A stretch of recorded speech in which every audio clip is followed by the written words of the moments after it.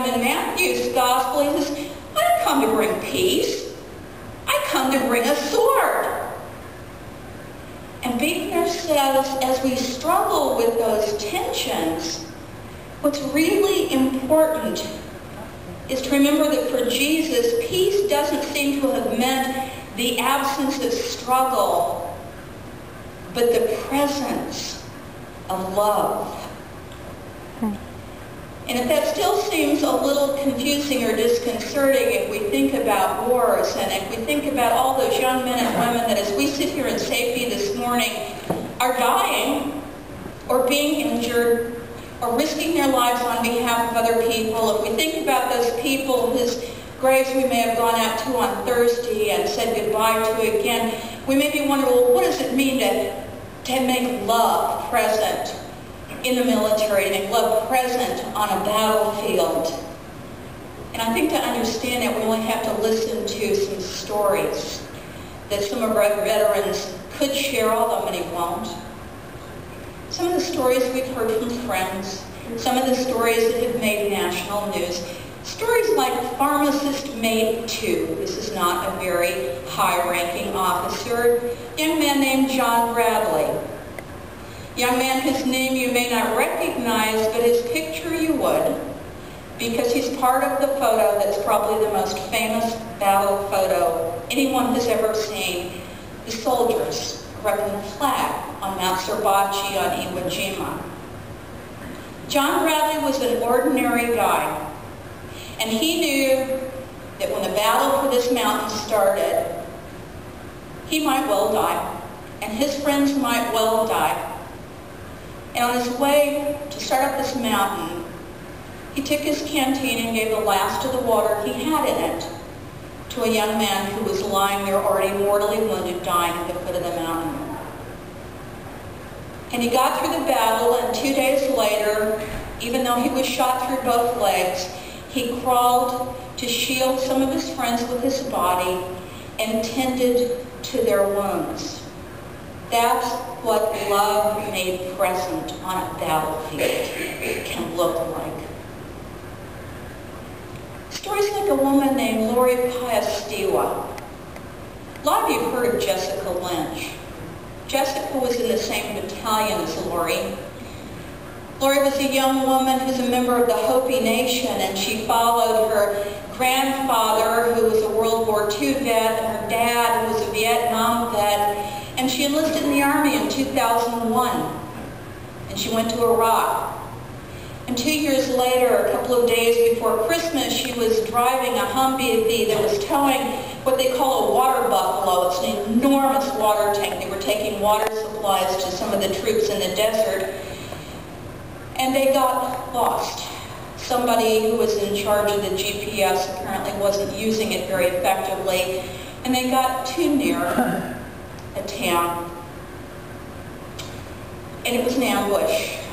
And the people came swarming out from the town, and Piastiwa, she was called Pi by all of her friends, did everything she could, zooming through the fire and trying to drive their Humvee to safety, and lumbered by this huge water tank behind them, and finally they took a direct hit from a rocket and smashed into another vehicle. And 3 of the soldiers in the Humvee were killed, but Jessica Lynch and Lori Piastiwa and a 3rd soldier were not, but they were wounded. And they pulled their weapons, and they did what they could to defend the rest of their comrades, until finally they were also badly wounded. They were captured and taken off to jail, and Pi died 2 days later because she'd been shot through the head and there was no field care for her. That's what love can look like on a battlefield. And I know some of our vets here could tell other stories like those. And I know some of you have heard other stories like those.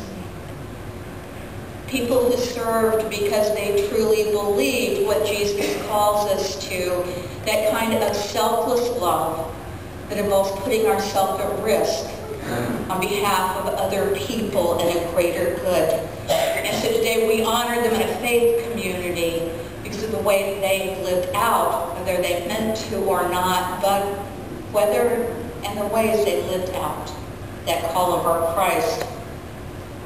And I think we need to remember and honor them for another reason, and that's because their need for bravery and selflessness and valor didn't end when the soldier walked off the battlefield for the last time, or that Air Force pilot landed her plane for the last time, or the seaman walked down the gangplank of his ship for the last time, because they came home to this country to face new battles that take every ounce of that courage and selflessness and strength that they showed at war.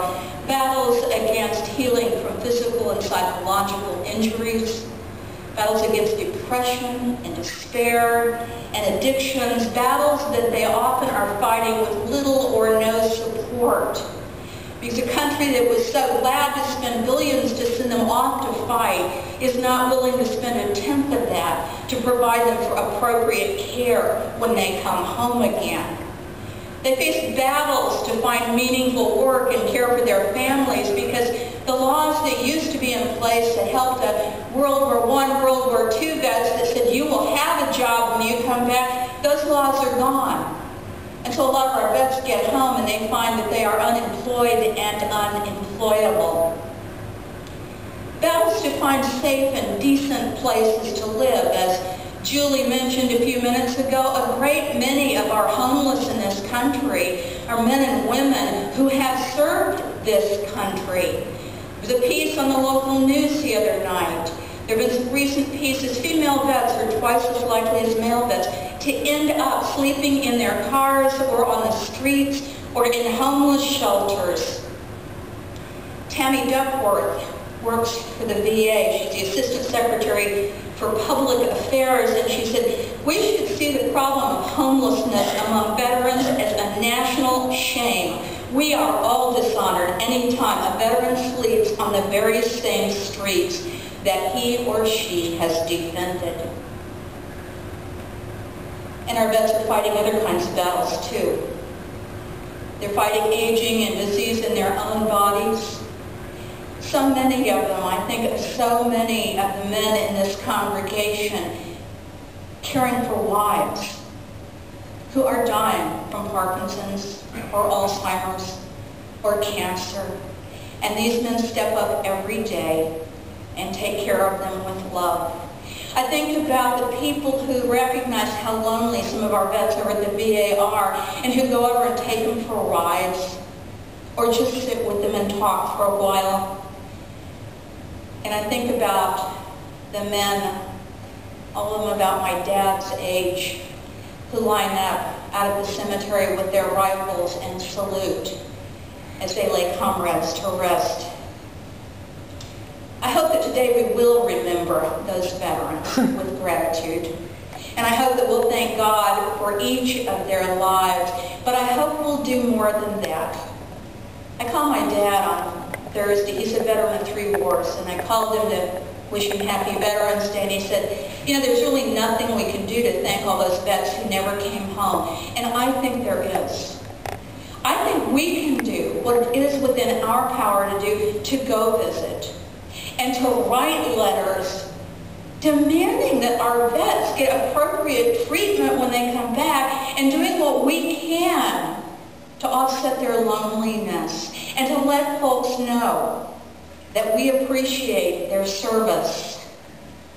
And I also think we can honor them by living out those same best values of honor and integrity and bravery and selfless love that our faith calls us to.